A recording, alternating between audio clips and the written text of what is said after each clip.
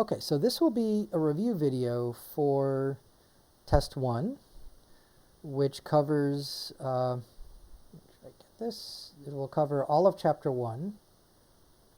So sections, well, honestly, there's not a whole lot I'm going to ask from section 1.1, but officially, sure, 1.1 is just kind of a introduction preview. But certainly 1.2, 1.3, 1.4, 1.5, and a little bit in 2.1 as well.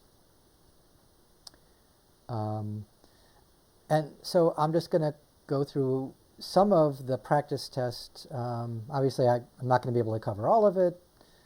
If there's others you want, you can ask in our meeting. But hopefully, this will answer some of your questions, anyways. So I'm going to start with 1B. 1A, I think, is, well, very routine. Should be easy. 1B is a little bit trickier, right? So for 1B, we're asked to do the limit, and if it's too small, I'll just write it down again. Let's try it this way. So we want to calculate the limit as x approaches 2 of the square root of 8 minus 4x. So what's tricky about this one is that it looks like nothing's going to go wrong here. It looks like you can just plug in 2. Right? And so you get 8 minus 8. 8 minus 8 is 0, and the square root of 0 is 0. So it looks like the answer could be 0. But that's wrong, right? The answer is not 0. And here's the issue, right? You can make a table, or I'm going to draw the graph.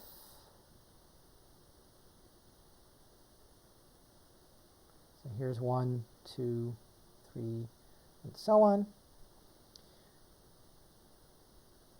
Right? And the graph will look something like this. Right? So this is the graph of f of x equals the square root of 8 minus 4x. Notice I didn't put a y-scale here. It almost doesn't matter what the y-scale is, so this might be stretched out a little more. But here's the idea, right? So x is approaching 2, right? So here's 2. What numbers are close to 2? Well, 1.9, 1.99, right? And from the graph, if you're approaching 2, from the left side, the y values do seem to be getting closer to 0. Right? Y is getting closer to 0. We're approaching the x-axis, right? And in fact, if we do plug in 2 exactly, we do get 0, right? So f of 2 equals 0. But again, that's not the question. The question is, what is the limit?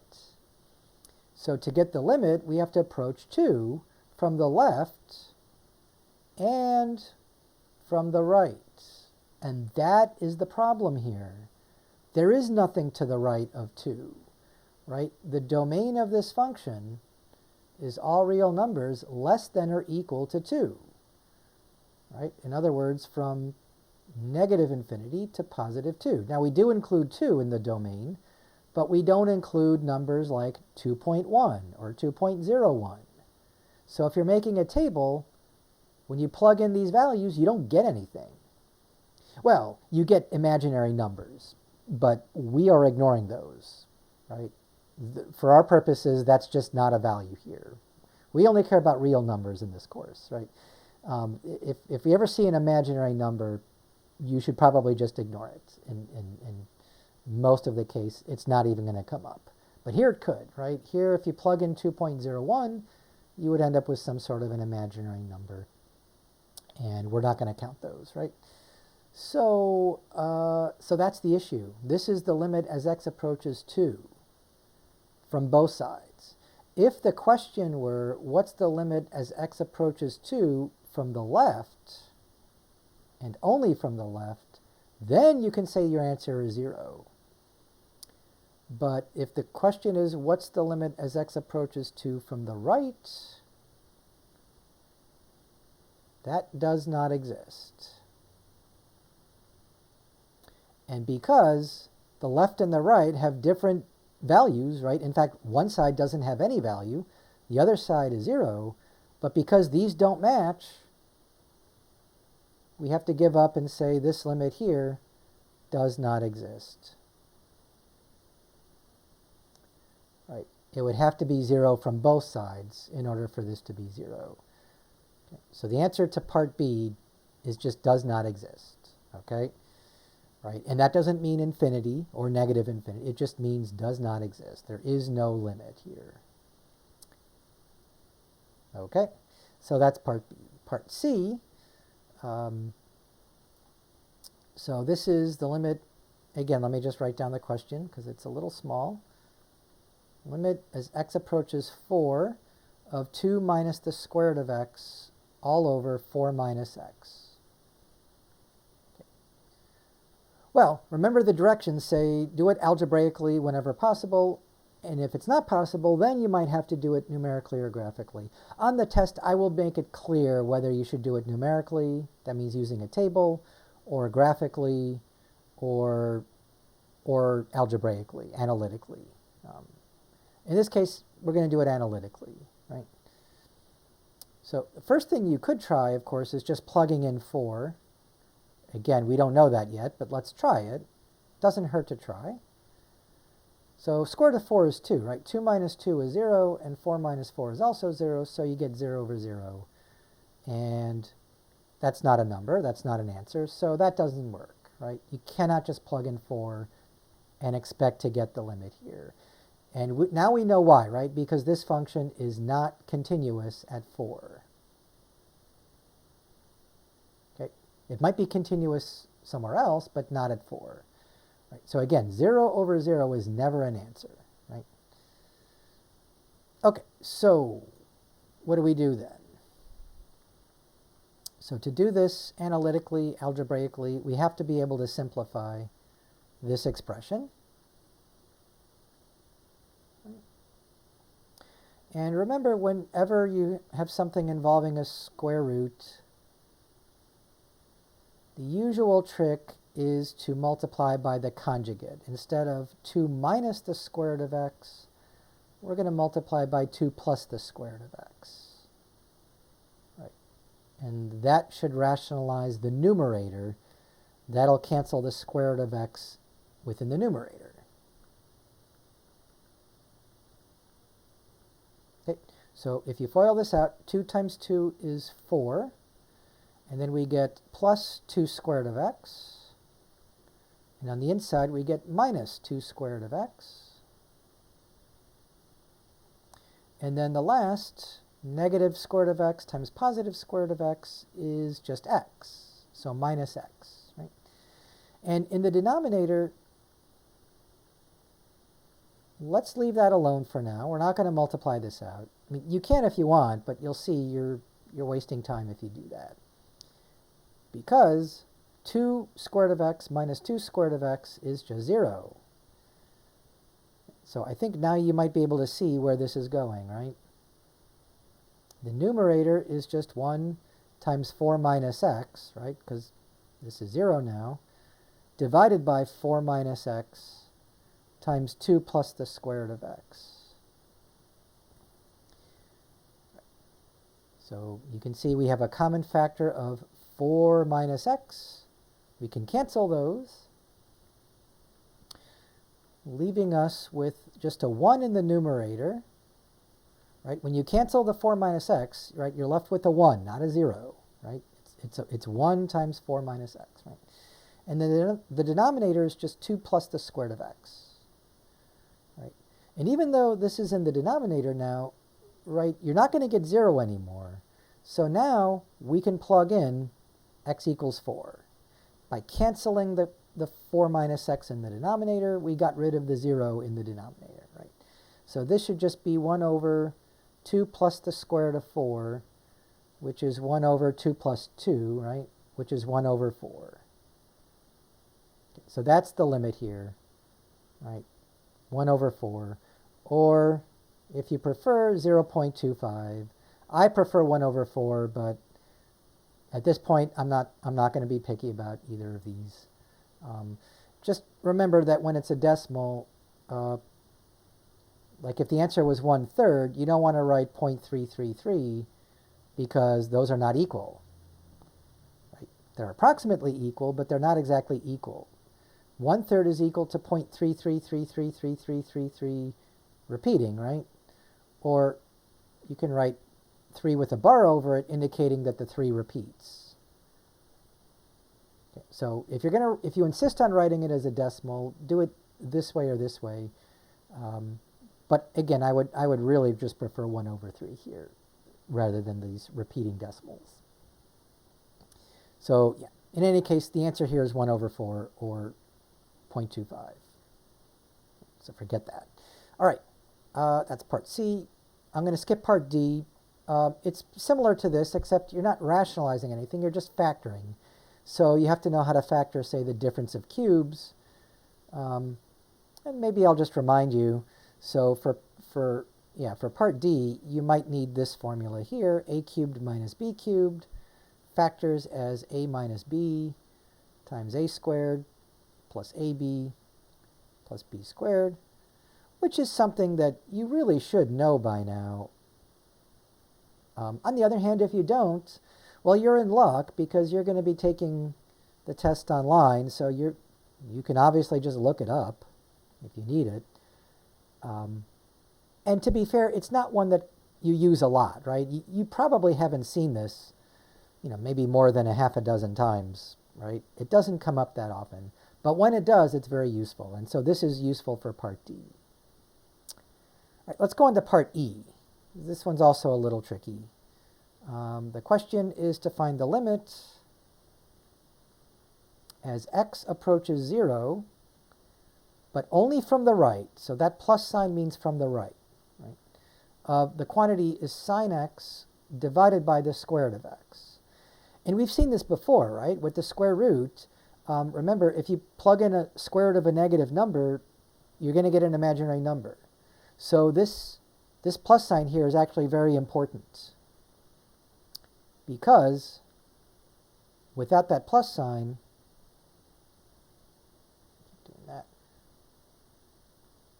we could easily say that this does not exist, because this is not defined for x less than 0.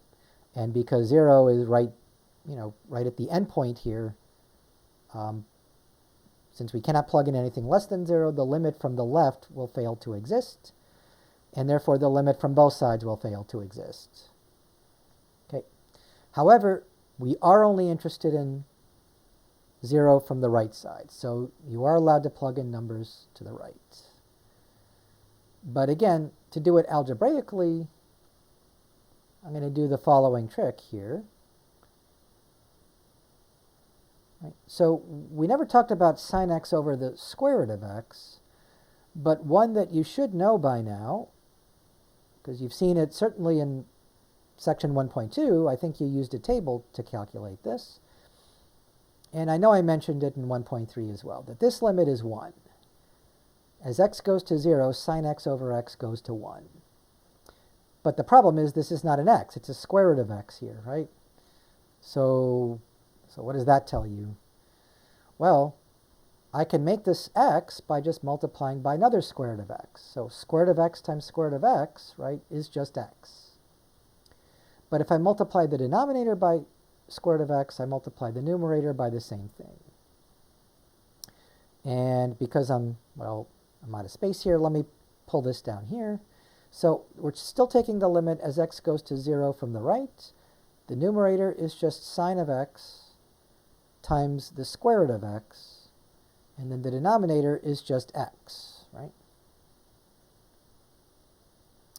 So notice this is a product, right? And for a product, you're allowed to break it apart as the limit of the product is the product of the two limits. So this is the limit as x goes to 0 of sine x over x times the limit as x goes to 0, again from the right, of square root of x.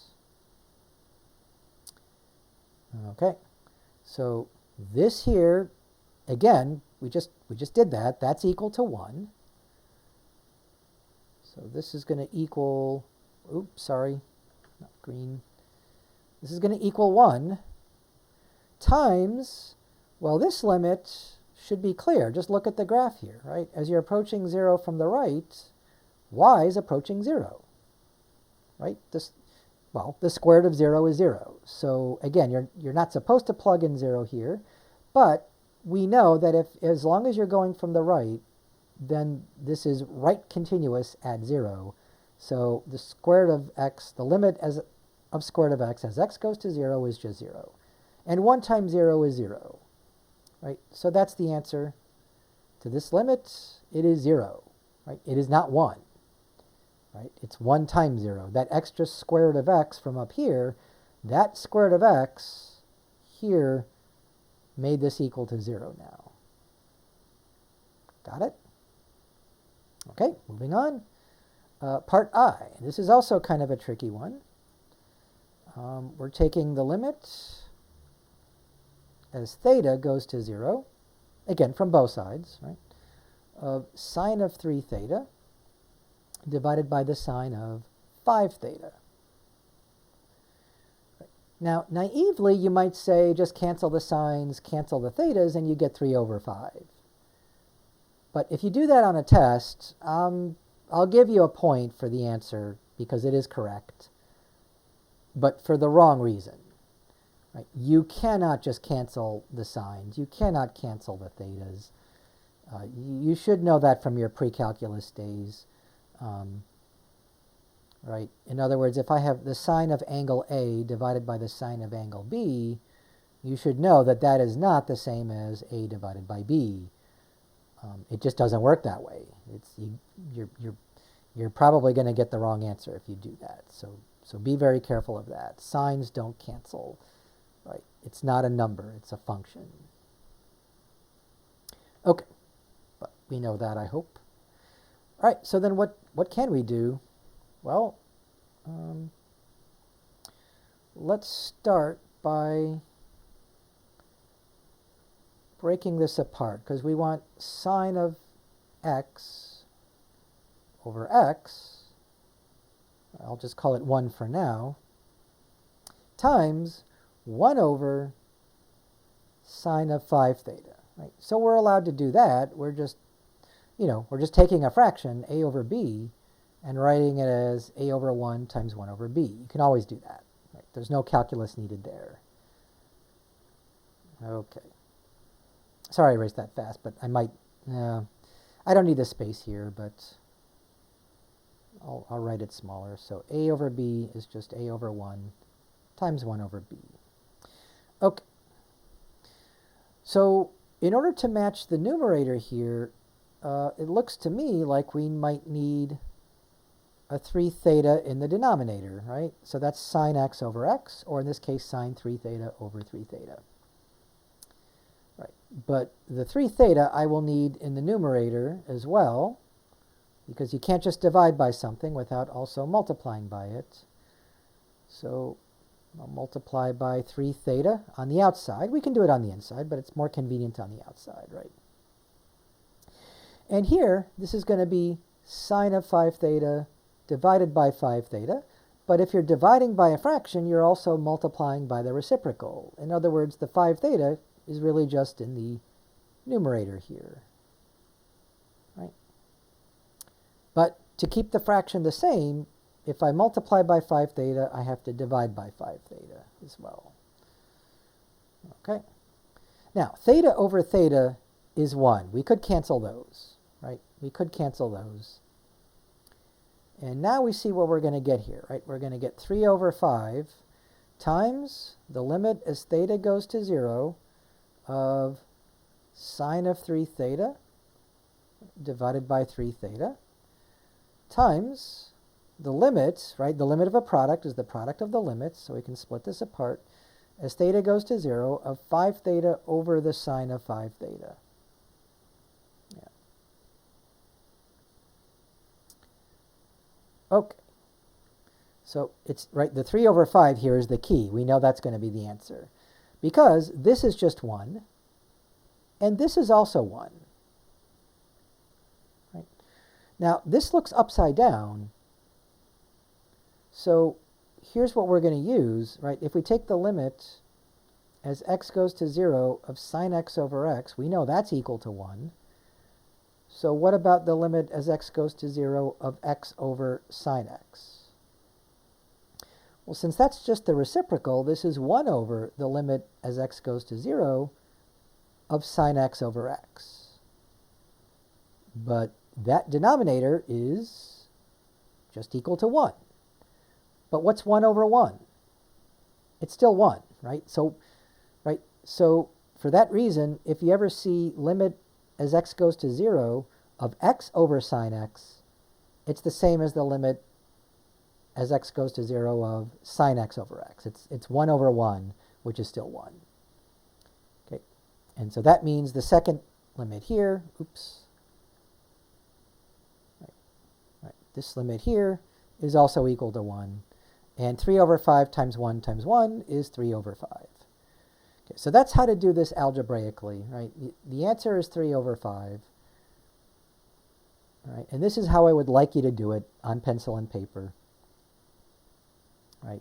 Obviously, if this were a multiple choice question, then you could do it any way you want. But I probably won't ask this as a multiple choice or a true false. I'll ask it where you have to write it out on pencil and paper. Right? And if I see you do this, that's bad, right? You're going to lose pretty much all the points, you know. I'm pretty lenient. I do give partial credit, of course, so I'll give you 1 point for the answer, but that's not going to give you much credit, right? On the other hand, if you do it the long way and you make a mistake somewhere along the way, it's depending on the severity of the mistake, you might lose a point or two. But if you can basically show that you know what you're doing, that's the important part here, right? Okay, so the answer is 3/5, but this is deceptive because it's easy to get the right answer in the wrong way if you're not careful. All right, let's go on to, so that's, those are these limits here, and let's maybe do 1 or 2 more. Okay, so this is part K. Again, I'm going to skip a few of them. I'm hoping the ones I skip are a little more routine, or a little bit easier maybe. So this is the limit as x approaches 2 from the right, and only from the right, of 3 plus x over 2 minus x. Okay. Well, again, first thing you should always try is, can I just plug in the number and just, be careful about it. So this is 5 divided by 0. Well, 5 divided by 0, as we all know, is not a number. It's undefined. So that's it's right.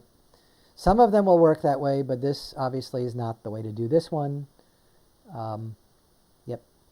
So that's not the answer. 5 over 0 is not a number, right? 5 over 0 is undefined. Now, that might lead you to conclude that the limit does not exist. But that's not necessarily the case, right? Just because you're dividing by 0 doesn't mean the limit doesn't exist. In fact, if you look at, which one was it? I think it was part E. If you did plug in 0 there, you would get 0 over 0, which is undefined, right? But the limit did exist. The limit was 0 in part E, right? And in part C, the limit was, I think it was 1 over 4, but if you plugged in 4, you got 0 over 0, which, if I remember right, 0 over 0 is undefined. But if you conclude that the limit does not exist, you would have been wrong, because the limit was 1 over 4 for part C. So again, just because it's undefined doesn't mean it does not exist. Okay, so now how do we do this algebraically? Well, here's the problem. There's really no good way to simplify this. Right? There's no square root, so we're not trying to get rid of any square roots, so we're not rationalizing anything. There's nothing to factor, right? These are just linear, so there's no factoring involved here. So I don't see any way to do this. So this is one that we cannot do algebraically. This is one we're going to have to resort to either a graph or a table. And I'm going to start with the graph. I think the graph is a little bit easier. This is 1, 2, 3, 4. Right? And by now you should know how to graph these. On the other hand, of course, you could also just use your calculator. This is supposed to be a straight line. Very hard to do. Shoot. Erase all that. All right. So, yep, you can see I'm anticipating a vertical asymptote here. And the graph will look something like this.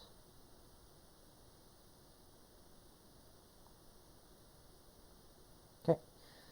And because of that, you can see that if you're approaching 2 from the right side, the y values are going down in the negative direction, right? And they just keep getting bigger and bigger and bigger, but in the negative direction. So that tells me, oops, I was going to write a plus, the limit should be negative infinity, right, specifically. Of course, if you write does not exist, that's also correct. But to be more specific, it's because it approaches negative infinity. Right? And you can see from the graph, if the question were find the limit as x approaches 2 from the left, now we can answer that very easily because from the left side, we're going straight up. Not straight up, but very close to straight up. So that's going upwards in the positive direction, right? So this would be positive infinity, or just infinity, or does not exist. But why does it not exist? Because the values get bigger and bigger and bigger. Okay, so you would get the same result if you used a table, right? If you use a table, you're going to see, again, if you plug in numbers like 2.001, you might get, negative 490,000, right? A really big negative number. And when you get really big negative numbers, those are just going to negative infinity, approaching negative infinity, right? Right. And if you plugged in, 1.99, you might get a positive, 502,000. Again, you're not going to get that number. I'm too lazy to plug these in. The point is you're going to get a very big number. And the bigger the number, that just means you're getting closer and closer to infinity. So that tells me you're approaching positive infinity. So, yep, positive infinity from the left side, negative infinity from the right side. And of course, if the question were, what's the limit as x approaches 2 of 3 plus x over 2 minus x? Well, that means from both sides. And, right, we have 2 different answers from the left and right. And see, that's the problem. If you just write does not exist, then you might think it's the same answer for both. And it's true. The limit does not exist either from the left or right, but from the left, it's going to positive infinity. From the right, it's going to negative infinity. It's not the same for both. So either way you think of it, this limit does not exist, right? But in this case, we have to give up and say does not exist. We cannot say infinity because that's only from the left, and we cannot say negative infinity because that's only from the right. Right? If it were negative infinity from both sides, right? So if they both went downward like this on both sides, then you can say this limit would be negative infinity, right? Or if they both went upwards on both sides, then the limit would be positive infinity. Make sense? All right, one more limit problem, and this is part M. Again, part N is also pretty similar. So we want to find the limit as x approaches 1 of this function f of x. Now, f of x is defined over here. And again, in case you can't see it, I'll write it down. It's a piecewise function. It's 4 minus x squared, provided that x is less than 1. And it's 2x plus 1, provided that x is bigger than 1. And so we want to know what happens as x approaches 1 from both sides, left and right, right? There is no from the right or from the left here. There's no plus or minus, right? Okay, so we can use a graph. But since we did that last time, maybe we'll use a table this time, right? But I don't think we're going to be able to do it algebraically. Oh, actually, I take that back. Let's do it algebraically. Let's do it algebraically. So here's the quick way to do it. What's the limit as x approaches 1 from the left? Now I know that's not the question. The question is from both sides. But if we can answer both sides, left and right, in other words, we'll calculate both of these separately, that might give us a clue as to what the limit from both sides is, right? Okay, from the left. So again, here's 1. From the left, these are numbers less than 1.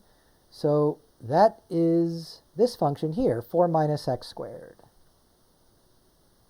So if you're coming from the left, we can use that function, 4 minus x squared. But this is continuous, right? We know this is continuous, so we can just plug in 1. And 4 minus 1 is 3. Okay, so that's the limit from the left. Now let's do the same thing from the right. But if we're coming from the right side, that's where x is bigger than 1. When x is bigger than 1, we'll use this piece, 2x plus 1. But this is a linear function. This is also continuous at x equals 1, so we can evaluate this limit, again, just by plugging in 1. And 2 plus 1 is 3. So the limit from the right is 3, the limit from the left is 3. Since they're equal, that's the limit from both sides. And so the limit is equal to 3 here. Okay, so this is all you would have to show that the limit from both sides, right, left and right, as x approaches 1, the value of the function approaches 3. Okay, so this is, I think, the easiest way to do it. You could, of course, make a table. I was going to do that here. Right. So again, here's 1. And if, in fact, you cannot plug in 1. Notice that f of 1 is undefined here. So once again, the limit does not care what happens when x equals 1. So if you tried plugging in 1 and you say, wait a minute, there's no equal sign here. There's no equal sign here. So when x equals 1, this does not tell you what to do. It doesn't define the function at 1. So at x equals 1, there is no value here. Okay. So again, if you try plugging in 1, you get undefined, then you might say, well, then the limit does not exist. But that would be wrong here. The limit does exist. It's equal to 3. Right? So 3 is correct. All right, so yes, when x is 1, this is undefined. Undefined, right? All right, so what numbers are close to 1? Well, from the left, 0.9, right? 0.99, 0.9999. And from the right, 1.1, 1.01, 1.001. We can even do 1.0001. And let's see, I have to get out my little calculator here because this is not easy to do in my head. So greater than 1, that's the 2x plus 1. So 2 times 1.1 is 2.2 plus 1 is 3.2. For 1.01, 2.01 plus 1 is 3.02, I think. And you get the idea, right? This is going to be 3.002. This is going to be 3.0002. And that certainly looks like these are getting close to 3, at least from the right side, right? But if you're coming from both sides, you cannot conclude yet that the limit is 3. We still have to plug in numbers less than 1. But when you're plugging in numbers less than 1, you're using the top piece, right? We're using the 4 minus x squared. Okay, so what's 0.9 squared?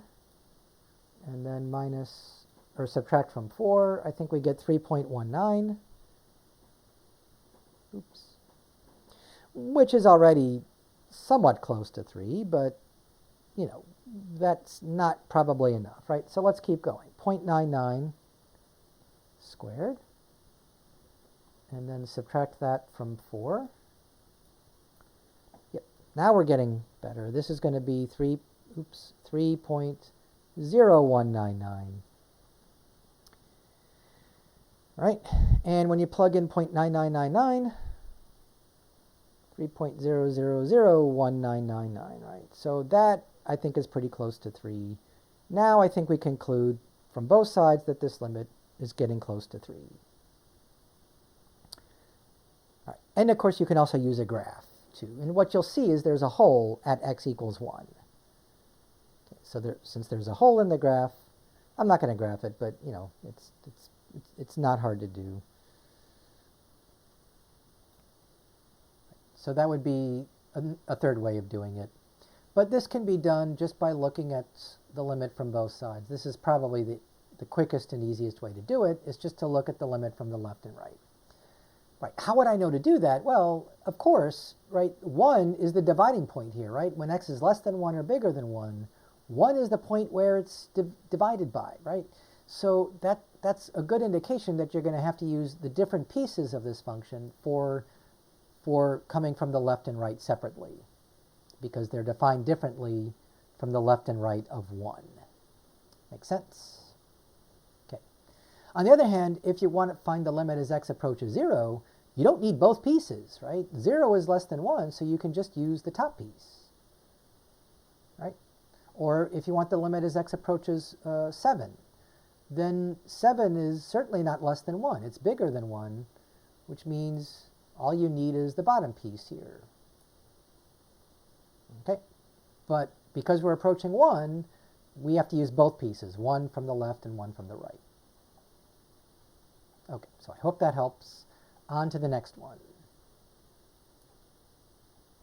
Okay, so this is number 2, and this has to do with continuity, right? When is a function continuous at a given number or given value of x here, right? Oh, this is not working. So continuous at the given value of x, right? So I don't know if I'm going to do all 4 of these. Well, I'll do as many as I can in the time we have. Let's start with part A. Right? So for part A here, we have the function, and it's a rational function. Part A. So f of x equals 4x squared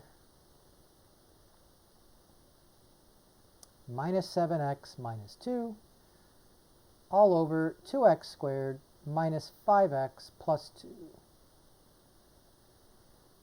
Okay. And so the question is this function continuous?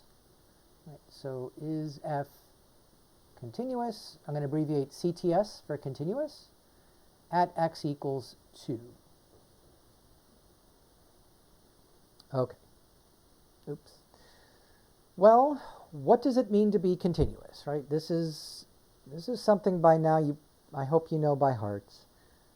But here it is one more time, right? F is continuous at x equals c. In this case, c is 2, but in general, we'll say c.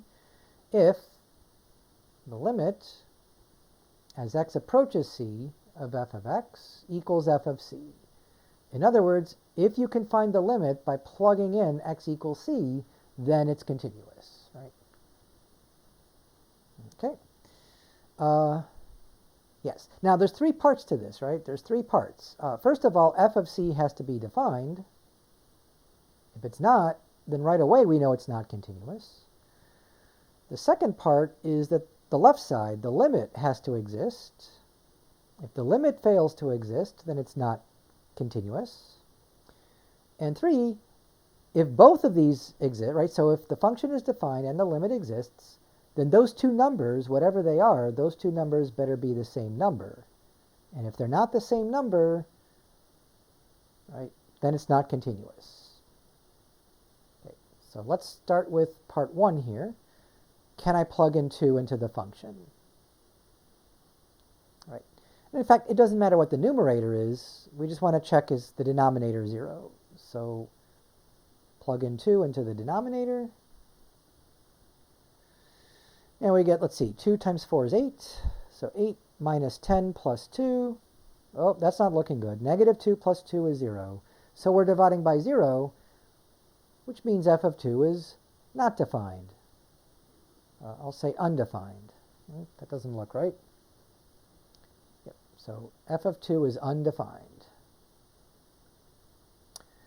So we're done, right? If all three of these aren't true, right, if one of them is false, in this case number 1, then the whole thing breaks down. This is not continuous,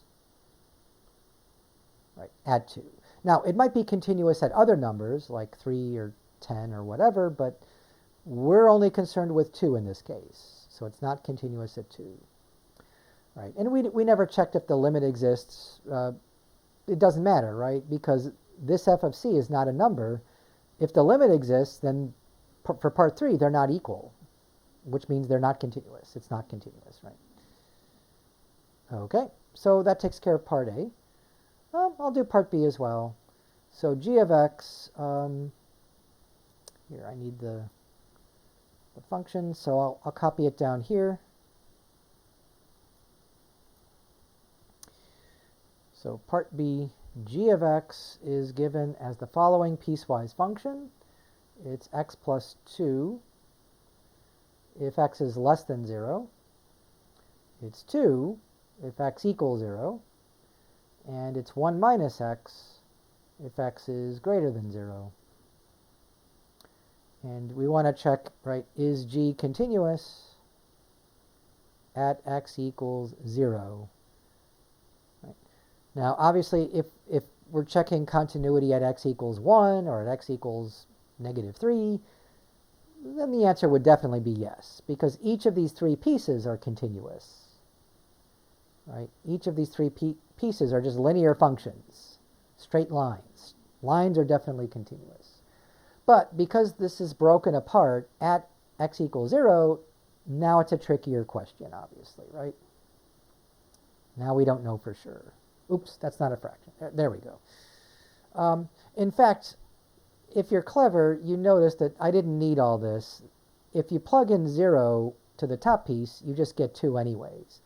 So a more concise way to write this would be that this is x plus 2 if x is less than or equal to 0, and it's 1 minus x if x is greater than 0, but not equal to 0, right? So I don't know why I wrote it this way. This way is much better. It's the same thing. It accomplishes the same thing. So, is g continuous at 0? So we have to answer 3 questions. Is g of 0 defined? Well, what happens if x equals 0? If x equals 0, this tells us what y is, that y is 2. 2 is a perfectly good number, so of course it's defined at x equals 0. It just tells us that y equals 2. Right? In other words, the point 0, 2 will be on the graph. In fact, it's the y-intercept of the graph, right? Okay, so part 1, check. We're done, right? Part 2, what's the limit as x approaches 0 of g of x? Okay, so again, you might be tempted to say, well, if I plug in 0, I get 2. But that begs the question, right? Can we plug in 0 to find the limit? We don't know that yet. If we knew that g was continuous at 0, then yes. But that's the question. Is g continuous? We don't know if it's continuous yet. So how do we find the limit? We don't, well, this way we cannot just plug in 0 yet. We don't know if we're allowed to do that. We don't know if g is continuous. So what can we do? Well, we can make a table, we can make a graph, or because this is split up, right, we're going to answer each question separately. Let's start with the limit as x approaches 0 from the left.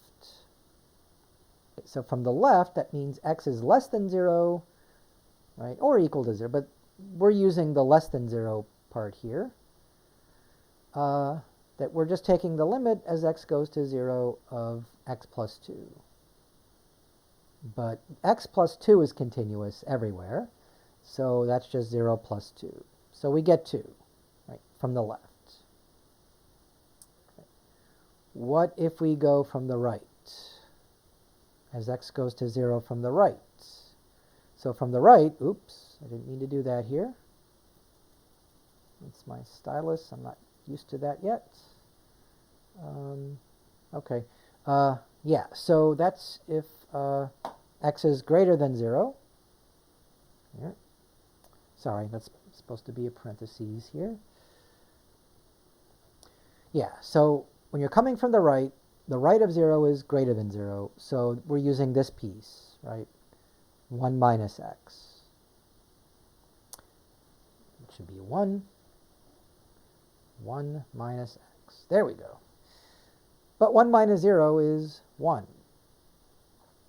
So here's the issue. We get 1 from the right, but 2 from the left.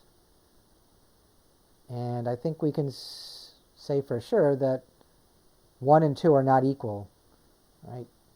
They're not the same from the left and right. And so now the answer to the question here, what's the limit from both sides? There isn't any, right? This limit does not exist. So we don't even have to check part 3. If the limit does not exist, then the answer here is no. It is not continuous. So if you did plug in 0 to find the limit, you would get the incorrect conclusion that the limit is 2. It's not. There is no limit because it's only 2 from the left side, but not from the right side. Okay, so from both sides there is no limit. It does not exist. So the answer is that it's not continuous at 0, which means you cannot find the limit by plugging in x equals 0 in this case. Got it? All right, might as well do part C. So here's part C now. It's also a piecewise function, f of x. We're back to f of x. It's this complicated function, 3x squared plus 10x minus 8 all over x squared plus 15x plus 44. But that's only if x is not equal to negative 4. And it's equal to 2 if x does equal negative 4. So, the question is this function f continuous at obviously negative 4? Because if the question were, is it continuous anywhere else, then chances are the answer would be yes, it is, because it's just this piece up here. Although I think there's actually 2 values where it's undefined. So it's negative 4 and something else. Yeah, before we go any further, I think we should probably simplify the top piece here. And by that, I mean we're going to have to factor the numerator and denominator. So let's start with the denominator. The denominator is a little easier because it's just x times x is x squared. 44, well, it's 1 times 44, 2 times 22, but it's also 4 times 11, and 4 plus 11 is 15. So yep, it's got to be x plus 4 times x plus 11. I didn't need 2 parentheses here. Enough. Now let's factor the numerator. So I think this is still going to be x plus 4, but then 3x minus 2. So I know I did that kind of fast. Part of it was just guessing. Part of it was knowing that we're going to have a hole here at negative 4. But let's double check. So x times 3x is 3x squared. We have negative 2x plus 12x. 12 minus 2 is 10. Yep, it works. So, yep. But now you can see the problem, right? So, again, is this continuous? So the first thing you should check is, can I plug in negative 4? And the answer is yes. Now, be careful, because when you simplify this, you can cancel the x plus 4s. And so the simplified version is just 3x minus 2 over x plus 11. But you're not plugging in negative 4 in here. You're plugging negative 4 into the function. And when x, right, so when x is not negative 4, you can plug it into this. But when x does equal negative 4, the answer is just 2. It's given. Okay, so it is defined at -4. It is defined at -4. But now, the second part is, does the limit exist as x approaches -4? So now we don't care what happens when x equals -4. We only want to know what happens as x gets close to -4. So now we can use this version of the function, the simplified version, right? Because, again, we should specify that this is if x does not equal -4. But if x is close to -4, we're fine. We can plug in these numbers, right? In fact, the easiest way to do this is to recognize that, yep, this is going to be continuous now at -4. So at this point, I can just plug in the -4. Right. So -12 minus 2 over -4 plus 11. So this is going to be -14 divided by 7, which is -2. Okay, so that's the limit. Well, now the question is, for part 3 here, is the limit as x approaches -4 of the function, is that equal to f of -4? Right, so yeah, that's the last question up here for number 3. Right. And I think you can see the answer is going to be no, because the limit was -2, but the value of the function is +2. -2 does not equal +2. So the value of the function does not equal the limits.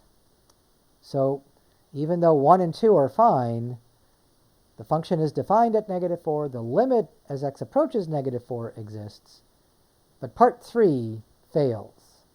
So the answer here is again no. Right? The limit exists, the function exists, but they're not equal, so we are not continuous at -4. Okay, in terms of the graph, you'll see what happens. You get a hole at -4. And in fact, you move the function, let's see, that's the limit is -2.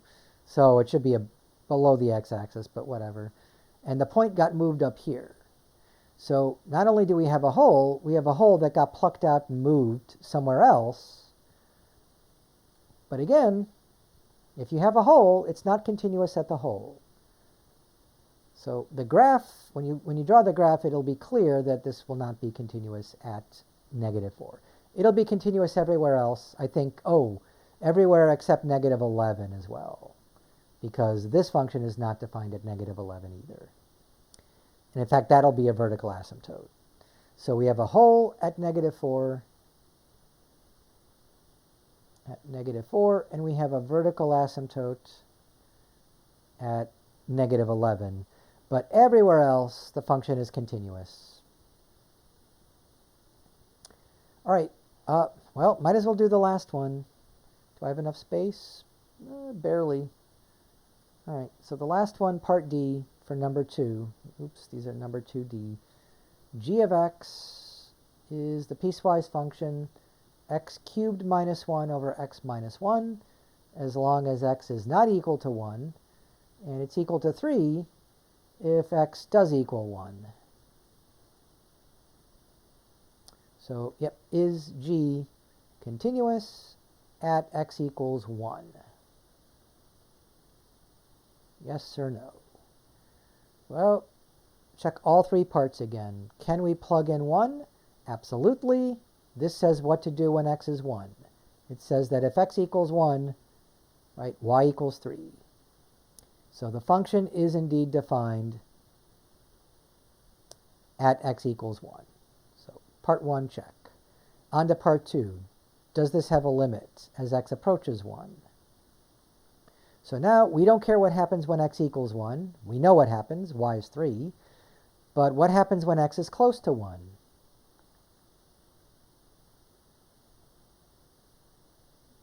Well, so when x is close to 1 but not equal to 1, we use the top piece of this, x cubed minus 1 over x minus 1. And how do we find the limit of that? Well, by now you know you don't just plug in 1 here, because you get 0 over 0, which is not a number. It's undefined. And then you might think, well, then the limit does not exist, and therefore it's not continuous. But you would be wrong, right? So instead, we need to simplify this. Again, the denominator is fine. X minus 1 is as simple as it gets. But x cubed minus 1, this should remind you of a cubed minus b cubed, right? A is just x, and b is 1, because 1 times 1 times 1 is still 1. So I think, remember in the earlier in the video, I did say, well, you should know this. So here it is again. Maybe it was the plus 1. I don't remember. There's one for the sum of cubes. This is the difference of cubes. Okay. So now, a is x, and b is 1. So x cubed minus 1 is just x minus 1 times x squared plus 1, x times 1, or 1 times x is x, plus 1 squared is also 1. And then, so that's the numerator here.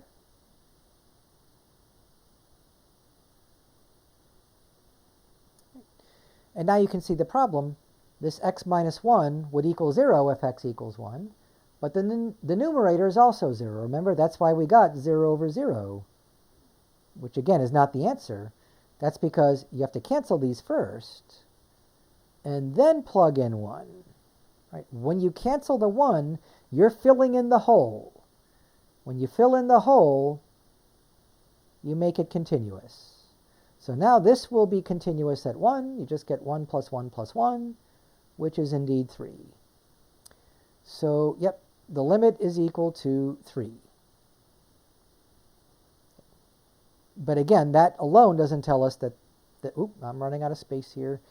So there's one more thing we have to check. We have to check if the limit as x approaches 1 of g of x, does that equal g of 1? Well, in this case, g of 1, we did that here. That's just equal to 3. And the limit, we just calculated the limit. That was also equal to 3. Well, 3 certainly does equal 3. 3 is the same as 3. So both sides, both the limit, rather, and the function are the same. So finally, the answer here is yes. All 3 of these are satisfied, 1, 2, and 3. The function is defined at 1, the limit exists at 1, and the two numbers are equal. So part D is continuous at 1. And in fact, this is a very awkward way to write the function. I could have just told you that g of x is equal to x squared plus x plus 1. Because that's what it equals. Okay? Including at x equals 1, right? You plug in 1, you get 1 plus 1 plus 1. Now, if I gave you that as the question, then it would be a little bit easier because you can plug in 1 very easily. And you can also take the limit very easily, as we did here, because it's continuous at 1. In fact, you know it's a polynomial. Polynomials are continuous. So if I gave you the problem like this, then you can almost answer right away. Look, I know this is continuous because it's a trinomial, a polynomial. And you know, one of the theorems in section 1.3 says that all polynomials are continuous on their domain for all real numbers. Okay, so that's number 2. So let's move on. Okay, I'll go on to number 3, which is I don't want to say a tricky one. It's just not maybe as intuitive as some of the others. It's really testing you on whether you really understand all those rules for limits. Okay, that's what this is really testing you on here. Do you understand all those rules, right? That the limit of the sum is the sum of the limits and so on, right? So, the question is to find the limit as x approaches 1 of f of x. But we're given this, right? We're given this, that this limit is equal to 4 here. So how can we go from here to here? What do we have to do? Okay. So I'm just going to write this down again. This is the limit as x approaches 0 of the cube root of f of x plus 1 and then minus 1, right? Now, we don't know what f is. They never told us what the function f is, right? So it really shouldn't matter what the function is. We should get the same answer regardless. Okay, so the first thing to note is that this is the cube root. And the cube root function, right, cube root of x, is a continuous function for all x. Positive, negative, 0, doesn't matter. The cube root function, when you look at the graph, right, the graph looks something like this. So there's no gaps, there's no asymptotes, there's no holes anywhere. It is a continuous function. Right? So you should know that. Let me get rid of all that. So because it's continuous, we can do the following trick. We can take the cube root on the outside, right? And take the cube root of the limit as x goes to 0 of f of x plus 1 minus 1, all under the cube root now, right? Okay. Right, and that's still equal to 4, of course. So let me erase all this, right, that this is equal to 4, because that was given.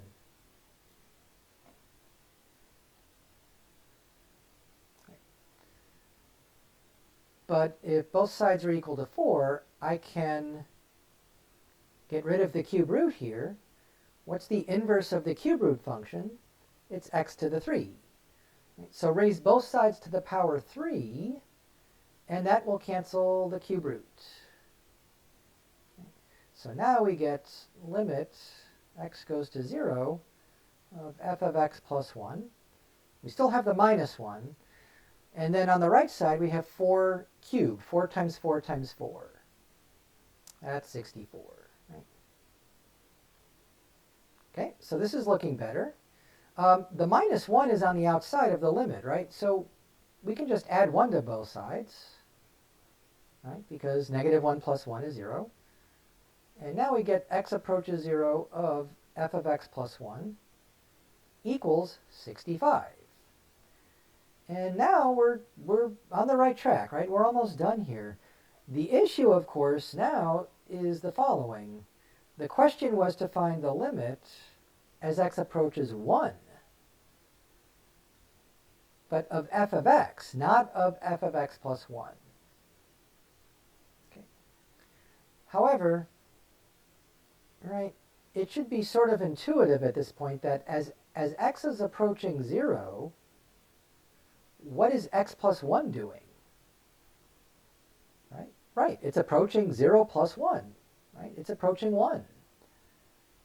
So I can just shift this, right, to the right 1 unit. Right? So as x approaches 0, x approaches 1. Right? So what is this x plus 1 approaching? This is approaching 1. Right? So as x approaches 1, what is f of x doing? Well, it's the same thing, right? These have to be equal.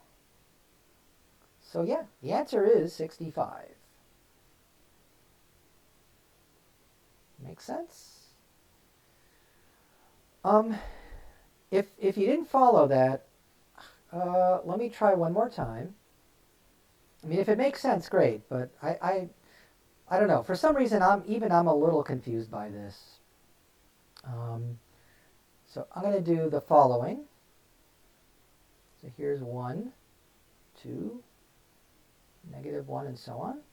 And I'm going to draw a graph of a function. Now, again, we don't know what the graph is. We don't know what f of x is. Oh, so yeah, the answer to the question here is 65. But how do we know that? Why is that? All right, so yeah, we don't know what the function is. But it could be any function, so just pick your favorite function, right?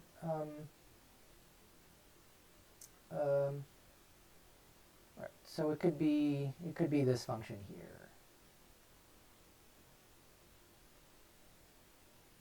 And I'm going to put a little hole here, even though it's not necessary. So this is my f of x, right? This is my f of x. And, well, I take that back. Just to change the scale a little bit less here, I'm going to put the whole way up here. So my function will look like this then. Something like that. Right? So this is f of x.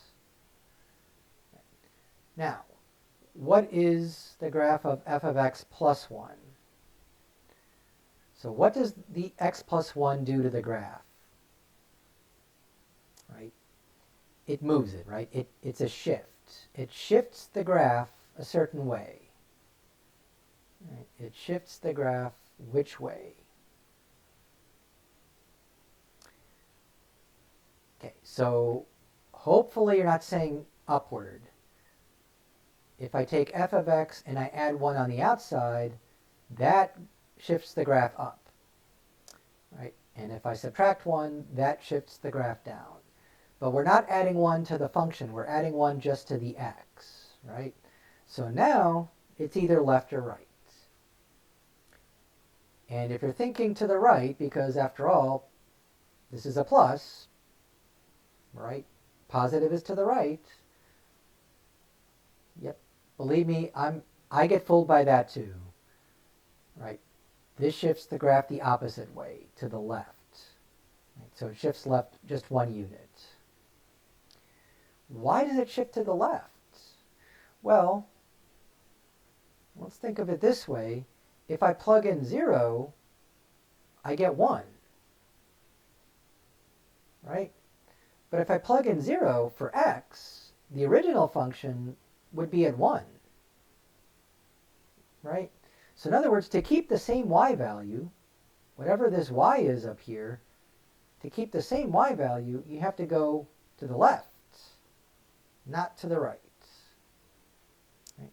So here's the hole now, and the graph will look something like this. Right? Where all these points get shifted to the left 1 unit, not to the right.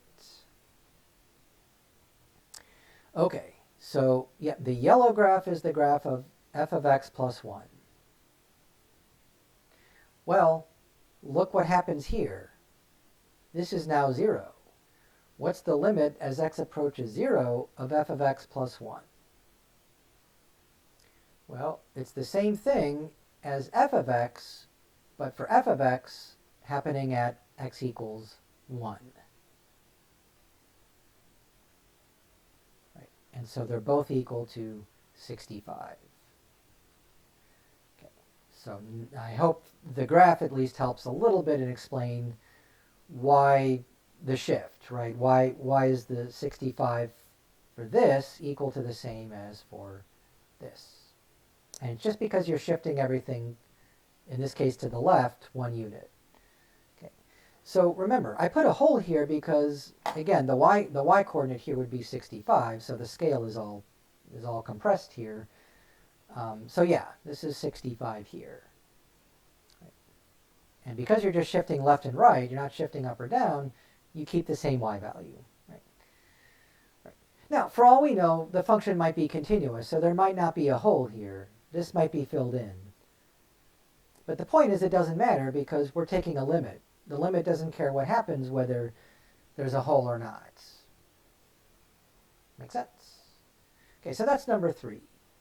A little bit of a tricky one, especially because of the shifting here. Okay, so I'm going to skip 4a. I'm going to do 4b. 4a might even be harder, but, you know, I can't do them all. We'll be here forever. So I'm going to go on to 4b. So the question, they give us this function, g of x, and we want to find all the x's where g is not continuous. So where is it not continuous? Where is g discontinuous, right? Or just not continuous. Right. Well, this is a rational function, and I did the hard part for you, right? This is already factored. I did all the factoring for you. Okay, so I think I made it pretty easy by leaving it in factored form. But if you were to multiply this out, right, what are we going to get here? We're going to get something like 64, right? 9 times, no. Gosh, I can't do this in my head. 9 times 7, 63 x to the 4th power plus blah, blah, blah, right? And in the denominator, you're going to get something like 6x cubed plus blah, blah, blah. But the point is that in that form, in its polynomial form, it's pretty useless, right? So we don't need that at all here. So rational functions are continuous.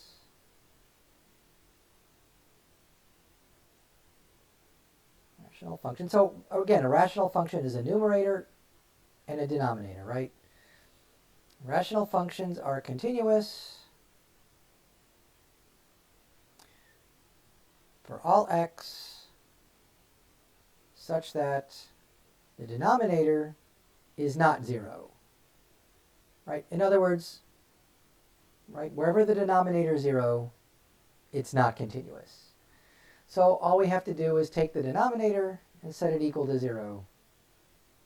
And, you know, I'll give you 20 seconds to do that, but it should be pretty easy at this point. When you set 3x plus 1 equal to 0, you get x equals negative 1/3. You set x plus 5 equals 0, and you get negative 5. And then you set 2x minus 7 equals 0, and you get 7 over 2, or if you prefer, 3.5. I would prefer 7 over 2, though. And that's it, right? 3 values of x where the function is not continuous. Okay. Couple things here. Now you might notice that x plus 5 is also in the numerator, and you might cancel that and say, well, then we should not have negative 5 here. But no, we should, because the function is not continuous at negative 5. What happens at negative 5? Well, because the numerator is also 0, if you try plugging in negative 5, you get 0 divided by 0. And 0 divided by 0 is not a number. It's undefined. And that's why it's not continuous. G is not even defined at 0. Right? So G, not at 0, sorry, at negative 5. This is undefined, right? And if it's undefined, forget the limit part, it's just not continuous, right? But it turns out it does have a limit as x approaches negative 5. I just don't know what it is. If you cancel and then plug in negative 5, you can get that limit. So, right, so we have a hole at negative 5, right? This is a removable discontinuity. Again, I don't think they asked us that, did they? Nope, not in this question. That's number 6. We'll get to removable and non-removable. But the other two here, these are in the denominator but not the numerator, right? So these are the non-removable discontinuities. So all 3 of these are discontinuities, but one is removable, that's the whole, and then these 2 are non-removable. These are the vertical asymptotes, right?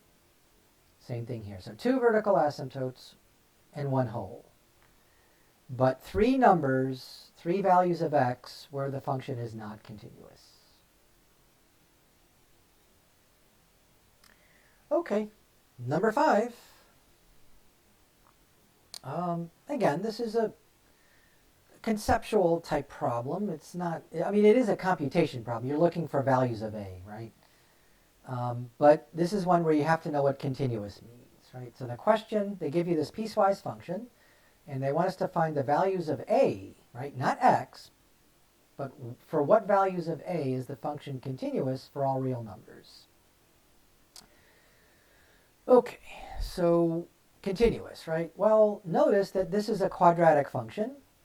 It's continuous everywhere it's defined, so it's continuous when x is less than negative 2. And this is a linear function. It's just a straight line. Straight lines are obviously continuous for x greater than negative 2. But now the question is what happens at negative 2 itself. So we know this is going to be continuous, right? F is going to be continuous for x less than negative 2 or x greater than negative 2. But the big question remains, oops, what happens at x equals negative 2? Is it continuous there? Okay, so what does it mean to be continuous? Remember, there's 3 questions you have to answer. Is f of negative 2 defined? So can I plug in negative 2? Well, yes, you're plugging it right where the equal sign is, into the bottom piece, not the top piece.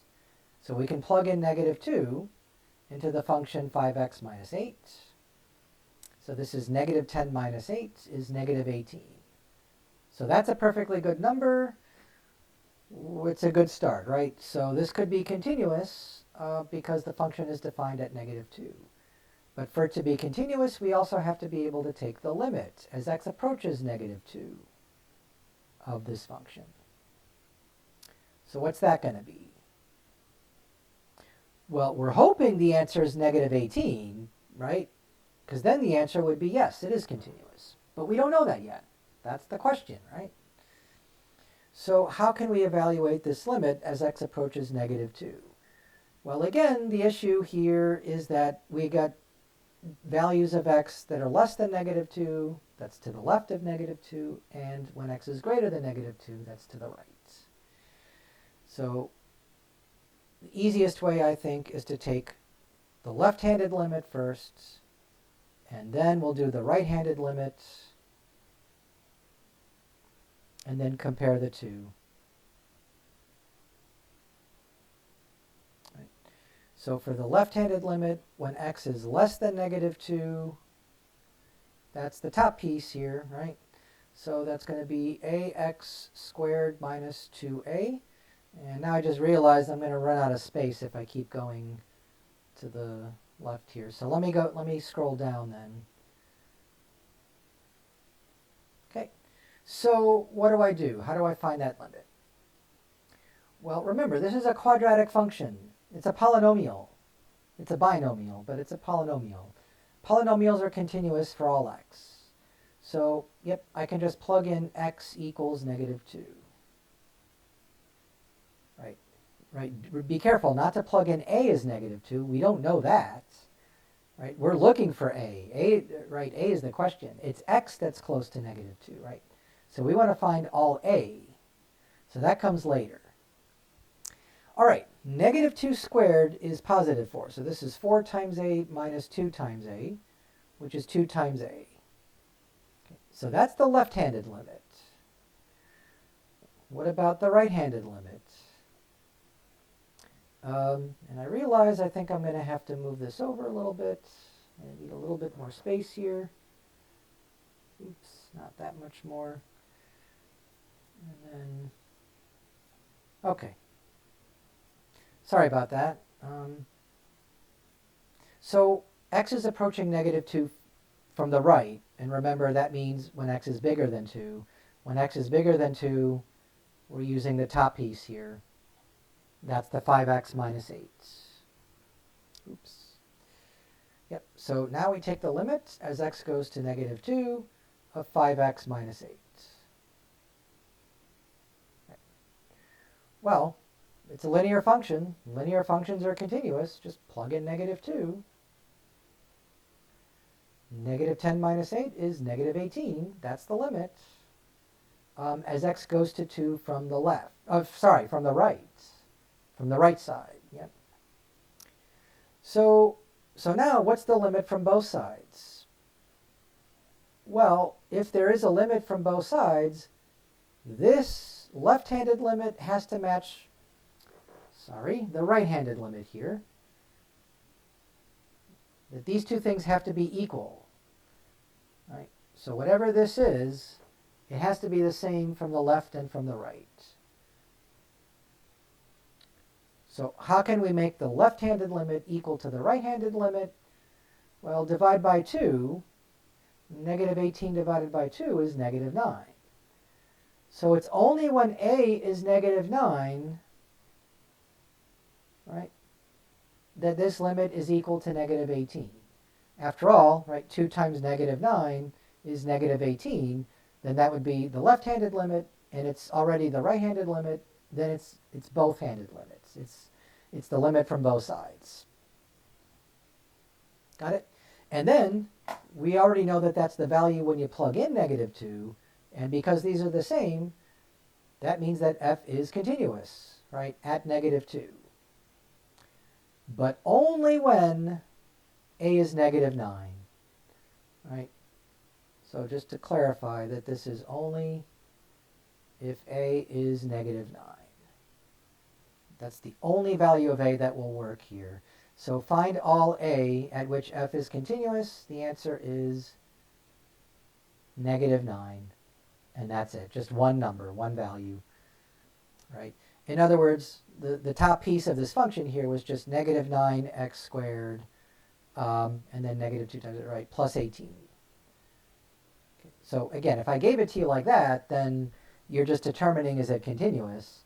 Here we had to figure out this value of a in order for it to be continuous. And we did that by matching the left-handed limit here with the right-handed limit here, that these have to be equal for the limit to exist from both sides, and then that limit will be equal to the value of the function.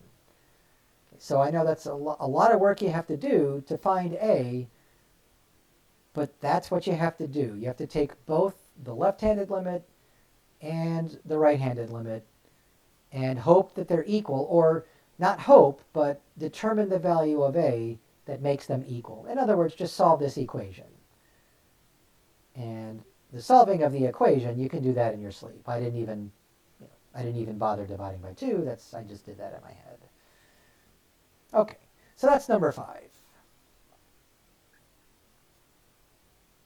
So I'm going to skip number 6.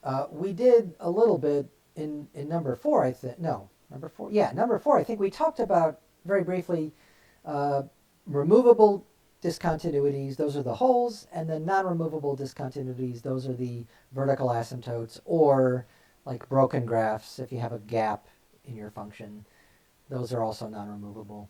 In any event, I'm hoping that number 6 is fairly routine.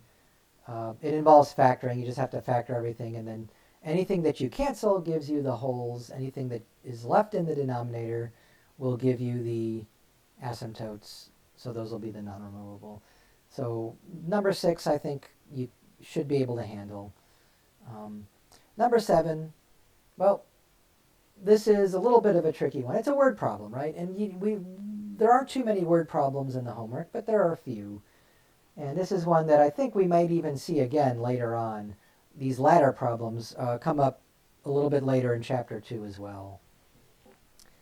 So I'm going to read the question carefully because I hope it's big enough to read. It says a 25-foot ladder is leaning against a house. If the base of the ladder is pulled away from the house at a constant rate of 2 feet per second, the top of the ladder will move down the wall at a rate of r of x, that's given by this function, 2x over the square root of 625 minus x squared. And that's measured in feet per second as well, where x is the distance between the base of the ladder and the house. Find the limit. So again, I don't know if you can see this, but the question is to find, the limit as x approaches 25 from the left of this function, 2x over the square root of 625 minus x squared. So obviously, look, we could have just said, find this limit, right? I mean, that's the question, really. So this business about ladders and falling and being pulled away from the wall, that's something that will come up later. But, here's the picture. So here's my house, right? Here's the ground, and here's my ladder leaning against the wall. So I'll call it L for ladder. You can also use L for length. So what happens when I take the bottom of the ladder and start pulling it? Well, hopefully nobody's on the ladder because, well, they're going to fall off, I guess, right? But what happens is the bottom of the ladder will move down the wall, right? So at a short time later, the ladder might look like this. And then a short time later, the ladder might look like this, right? So the bottom of the ladder is getting pulled away from the wall. The top of the ladder is moving down the wall. And the question is, how fast is the top of the ladder moving down the wall? And it's giving us that as a function of x being the distance between the wall and the bottom of the ladder. Right? So the speed will depend on x. As x gets bigger, well, we don't know what happens, right? That's the question. What happens to the speed of the ladder as x gets close to 25? In other words, the ladder is 25 feet long. Eventually, the ladder will just be completely on the floor. And then the bottom of the ladder, well, what was the bottom, now is the right of the ladder, will be 25 feet away from the wall. And then the top of the ladder will just be touching the wall here. So now the ladder will be lying flat on the ground instead of leaning against the wall. But just as before the ladder hits the ground here on the left, how fast is it moving? And that's the question. Okay. Well, what can we do to find this limit? You could try plugging in x equals 25. That's always a good first guess, a first step. Again, we don't know that yet, but let's see what happens. Yeah, so the numerator is just 2 times 25 is 50. The denominator is the square root of 625 minus, and then 25 squared, well, it's also 625. So that means the denominator is 0. Square root of 0 is 0, right? So, but 50 divided by 0 is undefined, and that cannot be the answer. That's not the limit. Okay, it's not undefined. The limit doesn't, well, you might say the limit does not exist, and that may be the case. It may not be. We don't know that yet. Right. So what can we do? Well, since we can't do it algebraically, I don't think there's any way to simplify this, as far as I know. We'll just have to do it numerically, make a table, or draw the graph. Personally, I like the graph better. But if you want, you can also make a table. Okay. So way over here, this is going to be x equals 25. So we have 5, 10, 15, 20, 25. All right. And so what happens at 25? Well, something bad. You can see you're going to get a vertical asymptote. And how do I know it's a vertical asymptote and not a hole? If it were a hole, the numerator would also be 0. But since the numerator is not 0 and the denominator is, that screams vertical asymptote instead of hole. Okay. And so the graph starts out, well, I think it starts out at 0, yep. And then it starts out rather slowly and then gets faster and faster and faster. And as x gets bigger, in other words, as the ladder's moving down the wall, the top of the ladder is moving much faster, faster and faster and faster. Okay. So how fast does it get? Well, because it's a vertical asymptote, it gets infinitely fast, right? So this limit should be, I think, positive infinity. Oops. Fill that in there. Yep. Yeah, this limit should be infinity here. So we were correct, right? The limit does not exist, but specifically because it just gets bigger and bigger. Okay? So if we were strong enough to pull the ladder at a rate of 2 feet per second away from the wall, what happens is the top of the ladder goes faster and faster and faster, and effectively, when it reaches the bottom, well, if you were even just to let the ladder fall, it slams down. It slams pretty hard. And so it is moving very fast. But is it moving infinitely fast? No, of course not. Nothing can move that fast, right? There's a speed limit. There is a universal speed limit, which we call c. It's just the fastest anything can travel. And it's approximately 299 1,000 meters per second. To put that in maybe more practical terms, it's about 186,282 miles, not per hour, per second.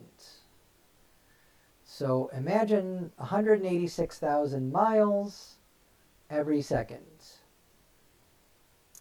Yeah, so if I remember right, it's about 300 something thousand miles to the moon. And so we're talking about, oh, I'm sorry, it's less than that. It's like 50,000 miles from here to the moon. Gosh, I don't remember. You know what? It doesn't matter. I know that for light to come from the moon to the Earth, it's about a third of a second. Right? It's less than 1 second, I'm pretty sure. So I should be able to reverse this and go backwards. If it's a third of a second, then that means that, yeah, it's about 400,000 miles or so to the moon. Something like that. Yeah, so this is the speed of light, right? This is the speed of light. So light can travel that fast, but nothing else, right? Nothing else can. You can get pretty close to the speed of light, right? But you'll never get there. In any event, yeah, so the answer is infinity, but that's not what, as a practical matter, that's not what happens. Ladders don't fall that way. Right? It might be pretty fast, but it's not infinitely fast. So there's a problem with this model here. And the problem is this assertion here that we can pull the ladder at a constant rate of 2 feet per second. You can't. As you pull the ladder away from the wall, it's going to slow down. You're not going to be strong enough to pull it at that constant rate. It would take an infinite force to pull it that fast. Okay, so the answer isn't infinity, or does not exist, but infinity is more specific. Okay, number 8 says to find the equation of the tangent line to the circle x squared plus y squared equals 100. Okay, so that should look familiar to you. The equation of a circle centered at the origin is just this. So if r squared is 100, remember r stands for the radius, that means the radius is 10, right? 10 units. Right? And so I already drew the graph here. This is the blue graph here is the graph of the circle with radius 10. Okay, 10 units for the radius. And we want to find the tangent line at the point -6, 8. And right around here, this is the point where, yep, x is -6 and y is +8. Okay. So, yep, we want the equation of the tangent line. And in fact, I already drew the tangent line. The tangent line is this purple line here. Right, so this is the tangent line. And we just want to get its equation. So what do we need for the equation of any line? Well, usually that's y equals mx plus b, right? So what do we need for the equation of a line? We need the slope, and we need the y-intercept. Or, actually, let me suggest a better way here. Let me suggest the point-slope form. Because if you don't have the y-intercept, if you have some other point, say x0, y0, then you can use this version, which is the point-slope form. So we still need the slope, but we have our point, right? The point was given. Right? The point was -6, 8. So that means my x0 is -6, and my y0 is 8. We can simplify that, right? Y minus 8 is just m times x plus 6. Okay. But notice I didn't plug in m yet. What's the slope of this purple line here, this tangent line? Okay, so that's the problem, right? That's where this is going to get a little bit difficult here. So if you already went through section 2.1, you know that to get the slope of the tangent line, we need the derivative. We need the derivative of the function at the point x0. Now x0 in this case is -6. Okay, so there's a couple problems with this. One, we don't know what the function is. This is not a function. This is a relation. So this is something we'll talk about later in chapter 2. How do you take the derivative when we don't even have y equals f of x? Right? And there's a way to do it, what's called implicit differentiation. For our purposes, though, we can solve this for y, and you get y equals the square root of 100 minus x squared. Now, I'm glossing over the point that there should be a plus or minus the square root, right? The plus is the top half of the circle. The minus is the bottom half of the circle. But notice that this point, -6/8, is on the top half, which means I can erase the negative square root. We're not going to deal with the bottom half of the circle at all. Not in this problem here, right? So, yes, so it should be plus or minus, but we can safely ignore the negative here, right? And so this is my f of x. Right? Now we just have to take the derivative. But we're not going to do that. This is much later in chapter 2. Right? To do this using the definition is extremely difficult. I would have a hard time doing it myself. So let's not do that. So essentially, yeah, this is kind of a trick question, right?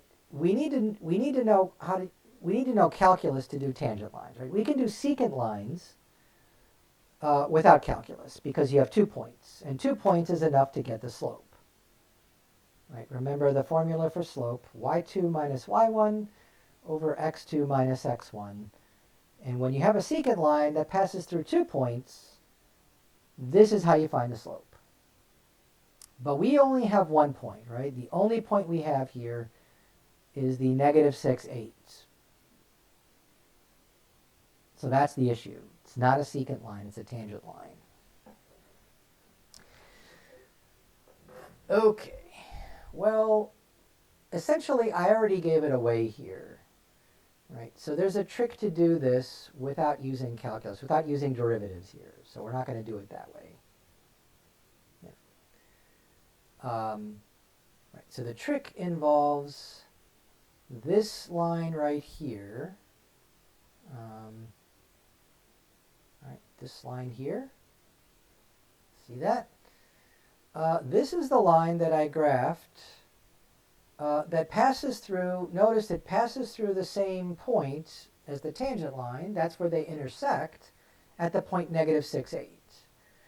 But it's also the radial line because it also passes through this point here, 0, 0, the origin. Okay, so how are these two lines related? The purple line, the tangent line, and this line here. It's hard to tell, but it's supposed to be a green line. This radial line here, how are they related? Here's a hint. I can draw this little box here. What's the angle here? All right, the angle between them is 90 degrees. It's a right angle.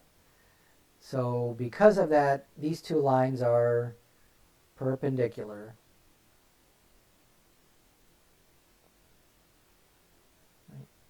When two lines intersect at right angles, they are perpendicular.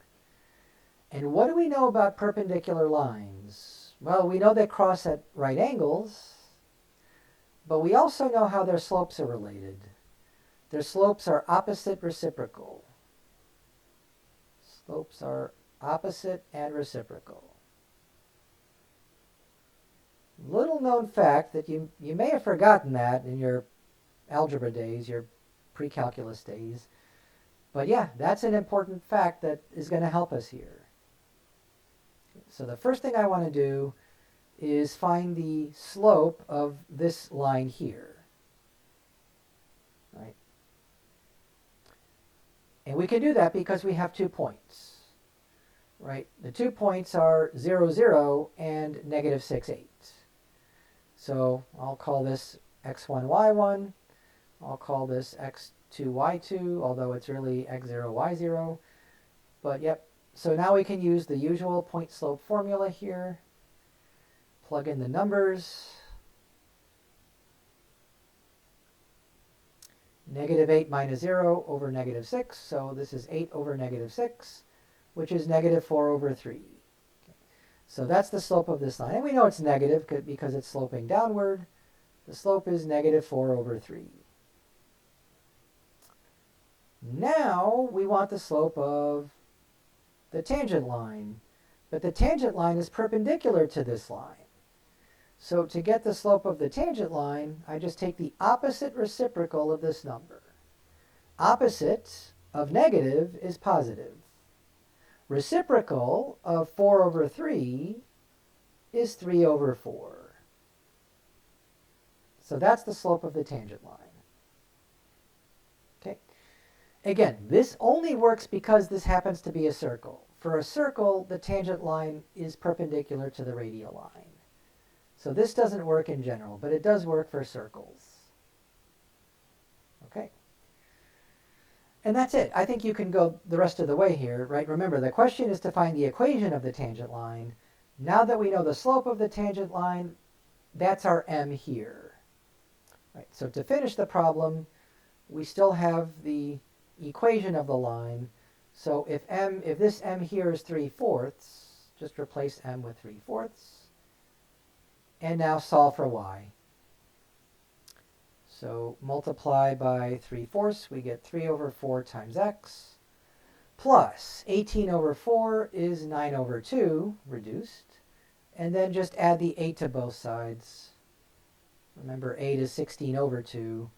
So y plus 0 equals 3 over 4 times x, plus 9 over 2 plus 16 over 2 is 25 over 2.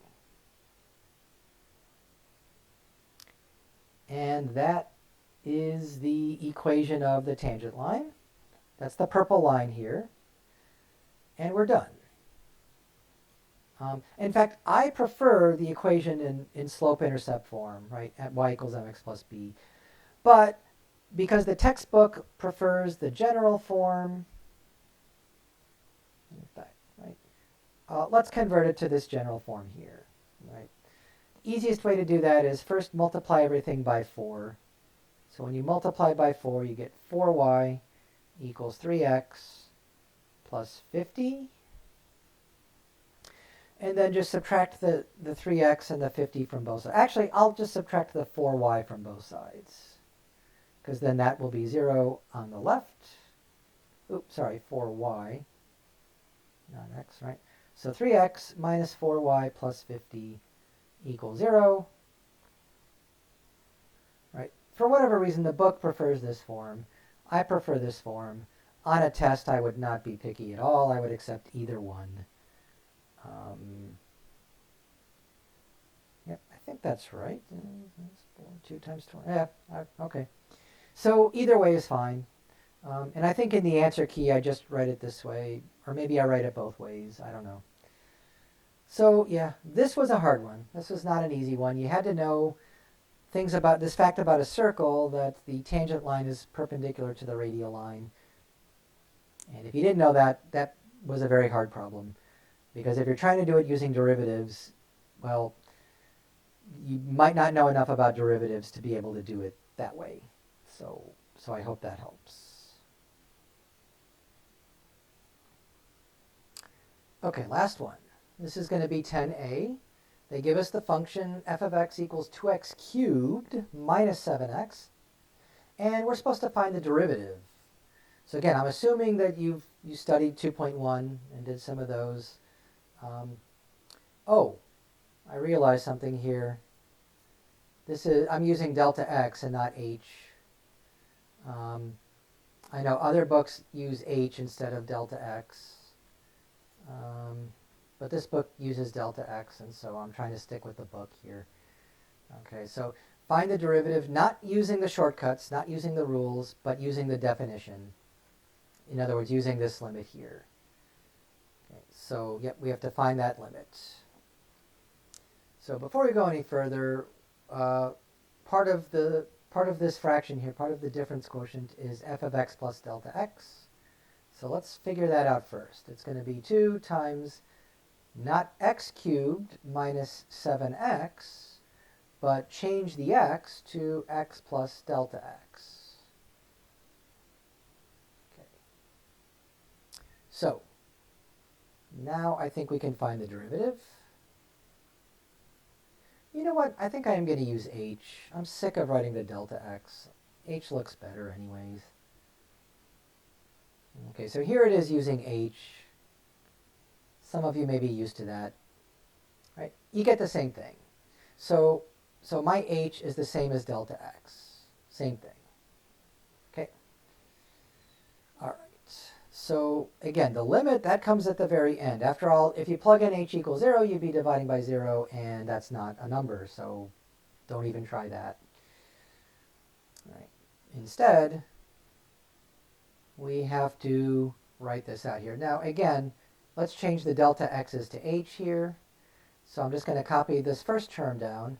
2 times x plus h to the third minus 7 times x plus h. And then minus f of x. F of x is just 2x cubed minus 7. Okay, does everyone see that? This part here is just the minus f of x. And then this part here is the f of x plus h. And then the whole thing divided by h. Okay, the rest is algebra.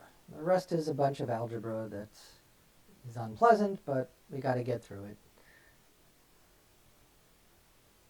Okay, so the denominator, there's nothing to do with that. That's still just h. When you multiply this out here, oh boy. So again, you can use the binomial theorem, or you can multiply it out step by step. I'm hoping you realize that by now the binomial theorem is very useful, especially for bigger exponents. So let me write it down here, way up here. So if you have a plus b to the third power, this is going to be a cubed plus 3a squared b, right, plus 3ab squared plus b cubed.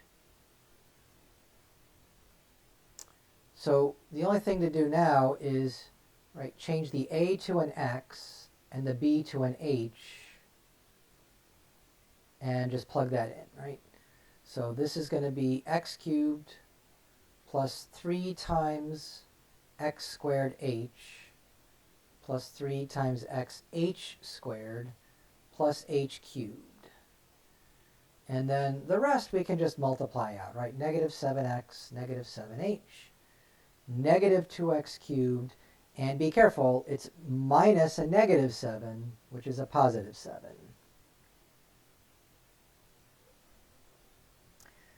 Okay, so far. So again, we still can't take the limit yet. We have to distribute the 2 here, and I was going to do that all at once, but I think probably better not to do it all at once. So the numerator is 2x cubed plus 6x squared h plus 6xh squared plus 2h cubed, and then minus 7x minus 7h minus 2x cubed plus 7, all divided by h. Okay, so that's looking a little better here. And in fact, at this point we still have to simplify the numerator, and the way to do that is to look at all the terms in the numerator and see if any of them match. So the first term here is 2x cubed. Do I see a 2x cubed anywhere here? Well, not exactly. I see a negative 2x cubed, but that's even better, right? 2x cubed minus 2x cubed adds up to 0, so they cancel. Anything else? Well, yeah, this is 6x squared h. This is 6x h squared. Those are not the same. And besides, they're both positive. Right? But even if they were even if one was negative, they wouldn't cancel anyway. They're not the same thing exactly. The only other things that I think are the same here are the... Hang on. Oh, I did something wrong. I know I did something wrong here. Oh, 7x, not 7. There's an x here. Okay, my bad. That should have been an x. So that means this is plus 7x. Not 7. Let me try that again. Okay. Well, here's the thing. I'm sure a lot of you were screaming, wait a minute, where'd the x go? Where'd the x go? Yep, you were right. There should be an x there, 7x. So, okay. So now, this negative 7x here cancels with this positive 7x here. I mean, that's how I knew I was wrong. Without the x, nothing else cancels. But, yeah, these two things have to cancel as well. So they add up to 0, right? One's positive, one's negative. Phew, yep, look, it's, this is really tedious here, and it's very easy to make little mistakes like that. So I'm glad I caught that one. But I can't guarantee I'm going to catch all my mistakes. So if you see me making a mistake, please point it out. All right, so what's left over in the numerator? Well, it's all this, right? 6x squared h plus 6xh squared plus 2h cubed, and then minus 7h, all divided by h. Okay. So now what? Well, we still cannot plug in h equals 0. We're still dividing by 0. But notice that in the numerator here, there's an h in this term, there's an h in this term, there's an h in this term, and there's an h in this term. All four terms have a factor of h. So let's pull it out, factor it out. When you divide each of these terms by h, you get 6x squared plus 6xh, right? Because if I distribute h times h, that gives me the h squared. And then plus 2h squared times h is h cubed, and then minus 7, because negative 7 times h is negative 7h, right? So now, having factored out the h, this is a factor of h, this is a factor of h, right, times 1. Now the h finally cancels. And so we're going to be left with, well, we still have to take the limit, but now that's the easy part here.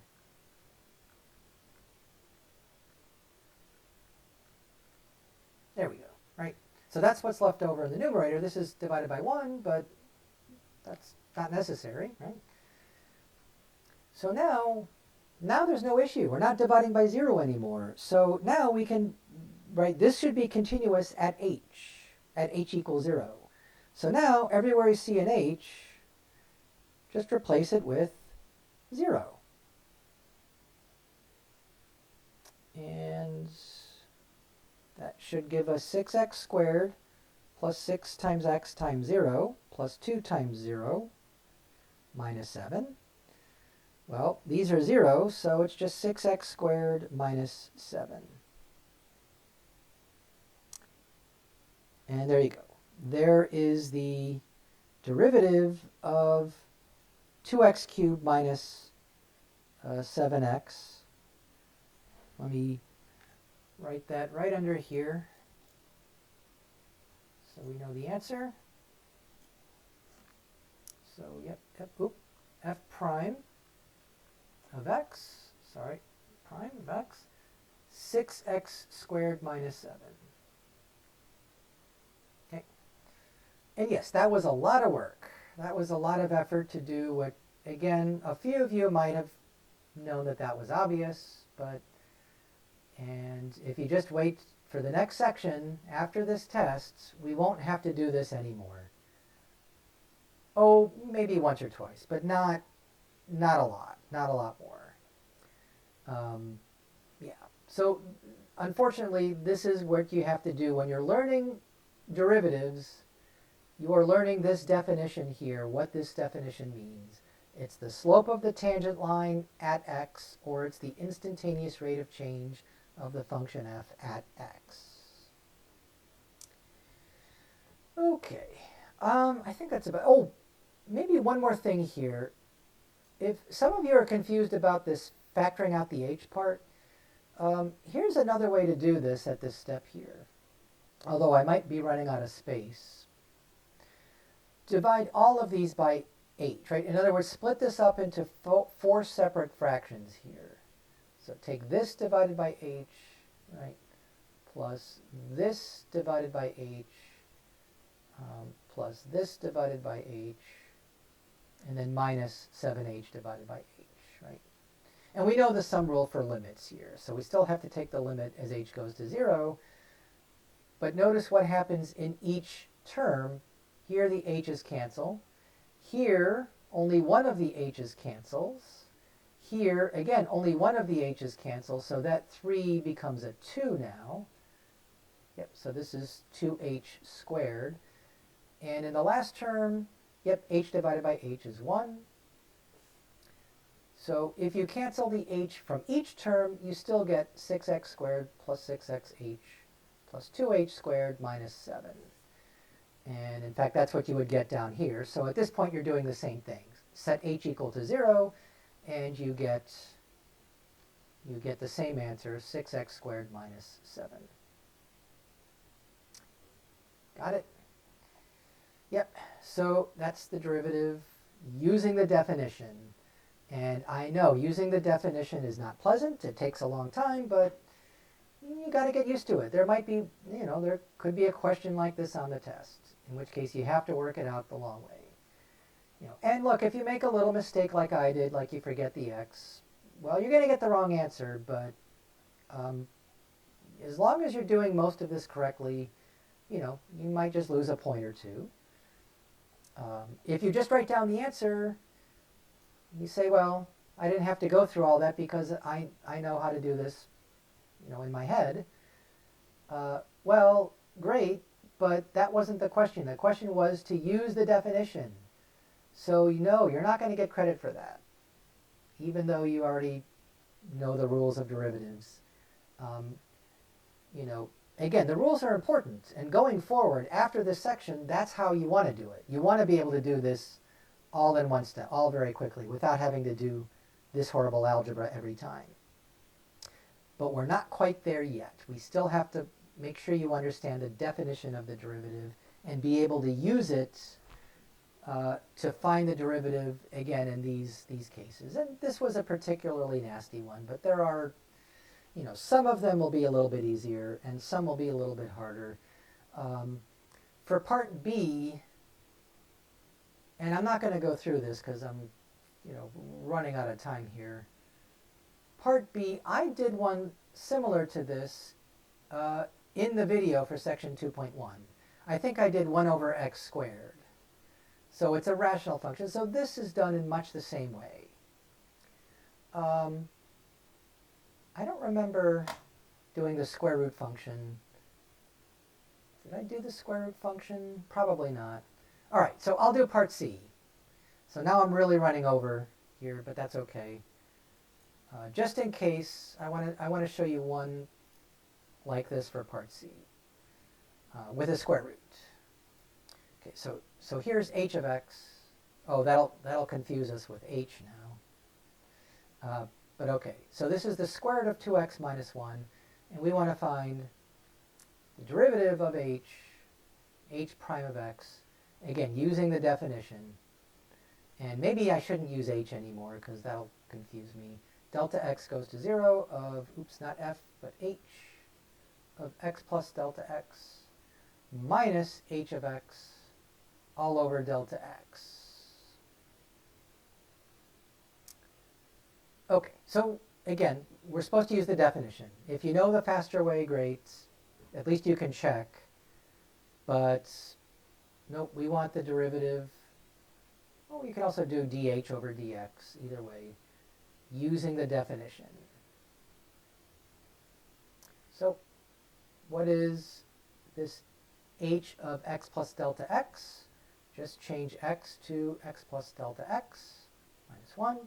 And then minus h of x is just 2x minus 1 under the square root, of course, all over h. Oh, there's no h. Sorry, delta x here. Okay. So, well, I guess I'm just going to copy this down because there's not much we can do to simplify this.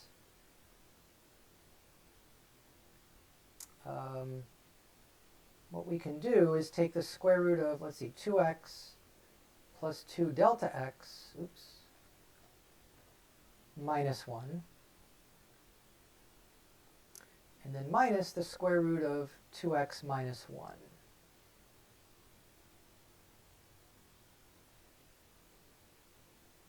Okay. But yeah, there's no good way to simplify this. Instead, what we're going to have to do is the trick with the square root. And I know we did one like this earlier, but not involving the derivative. But it is the same trick. Multiply by the conjugate of the numerator. And I regret multiplying that out, but that's fine. Minus 1 under the square root. And then instead of a minus here, the conjugate is with a plus. So plus the square root of 2x minus 1. But then you got to multiply top and bottom by the same thing here. Right, so now we're just multiplying by 1. We could cancel these, but that's counterproductive.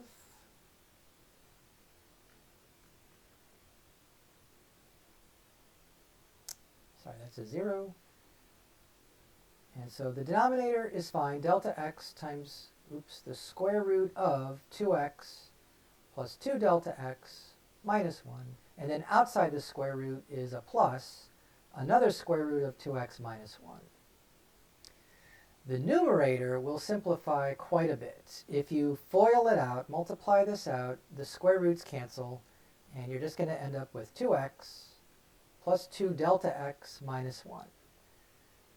Okay. And then the whole point for doing the conjugate here, the minus and the plus, is that the outside plus the inside will add up to 0.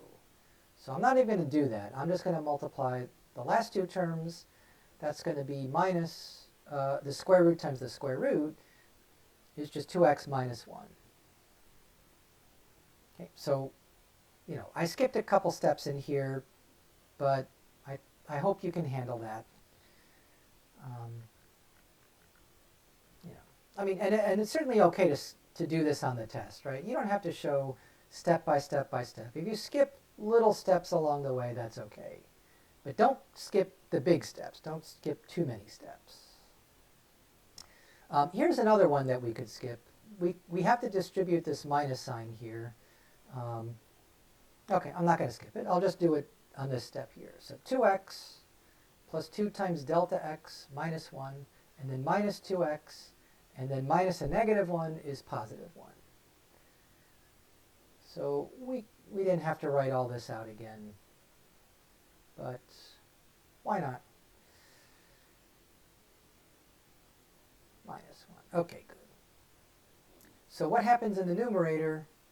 A lot of stuff goes away. 2x minus 2x is 0. Negative 1 plus 1 is also 0.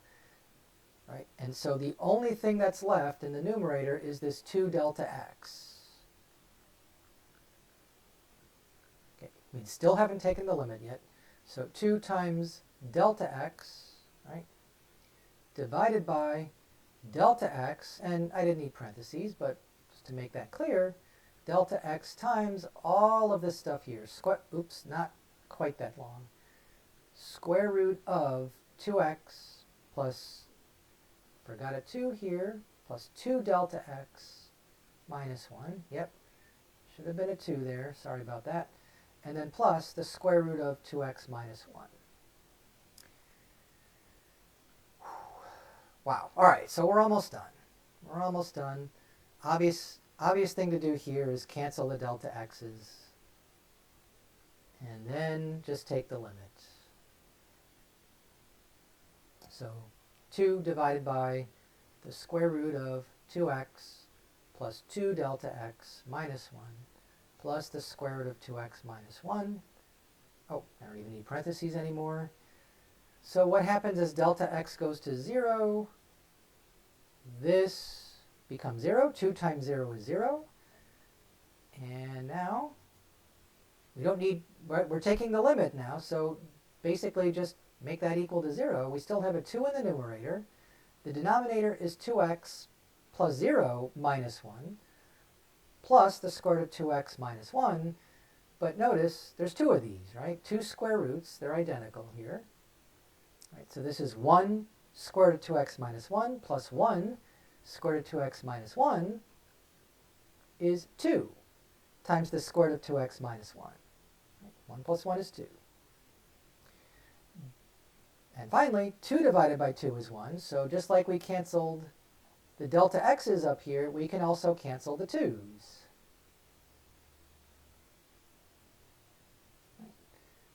And what does that leave you with? Well, the square root of 2x minus 1 is in the denominator. The numerator is not 0, right? It's times 1. 2 times 1 is 2. So the numerator is a 1, not a 2. And that should do it. I didn't need a fraction that long. So there it is. There's the derivative. So we're taking the derivative of, was it the square root of 2x minus 1? And that's going to be 1 over the square root of 2x minus 1. Now, if you're thinking, oh, why didn't I just take the reciprocal? That's not how it works in general. That's just a coincidence, right? Right. I mean, look, if you're taking the derivative of x, you don't do 1 over x, right? It's just 1. So yeah, it's just coincidence that it happens to be the reciprocal of the original function. And in fact, it's because of the 2 here. If this were a 3x minus 1, then you would not get exactly 1 over square root of 3x minus 1. You would get a factor of, I think, 3 over 2 or something, or 2/3, I don't remember. Okay. But that's it, right? And again, for those of you that knew the shortcut, that's wonderful. It's going to be easy going forward, but for this section, for section 2.1, they want you to get used to this definition. And you'll do a few more like this the long way, but just a few. After that, we'll learn the shortcuts, we'll learn the rules, and then we'll be able to do this much faster, much easier than I'm making it out to be using the definition. All right, well, I hope this helps. I know this is a long video, but I went through much of the practice test 2, and yeah, I guess that should be, yeah, practice test 1. The first practice test, yes. Again, I didn't do all of them, but I did most of them, I think, the majority of them. And the ones I skipped, I'm hoping are pretty easy. If not, you can ask those later. And so I'll end it here. So this is my review of for test 1. Review for test 1.